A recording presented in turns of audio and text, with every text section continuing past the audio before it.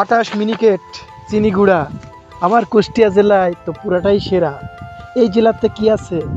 এই জেলাতে রবীন্দ্রনাথ ঠাকুরের বাড়ি, কুঠি বাড়ি আছে, লালন শাহের মাজার, পাশেই আছে হাডিং ব্রিজ, লালন শাহ সেতু। এই জেলাতে আছে আরও বিখ্যাত তিলের খাজা। আপনারা আসবেন, এই এই জিনিসটা দেখবেন এবং কুষ্টিয়া জেলার যত আনন্দচিত্র জায়গা আছে আপনারা ভ্রমণ করবেন। পুরা 63 জেলার থেকে আমি মনে করি কুষ্টিয়া জেলা আমার জন্মভূমি সব থেকে সেরা।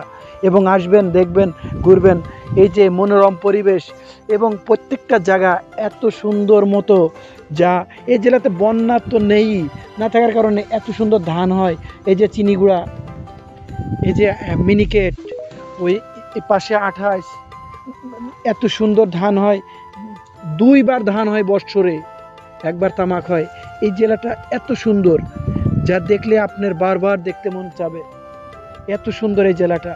এই জেলার মধ্যে কোনো দাঙ্গা হাঙ্গামা নেই, কোনো রাজনৈতিক কোনো গ্যাঞ্জাম নেই, কোনো ধরনের কোনো বিশৃঙ্খলতা কোনো কিছু নাই। যার কারণে এই জেলার মানুষ এত সভ্যশান্তর হয়ে থাকে এবং এই জেলার মানুষগুলা এত নম্রভদ্র হয়ে থাকে। আশা করি এই জেলায় আসলে আপনার মন জুড়াইয়া যাবে সবার ব্যবহার এবং আপ্যায়নে।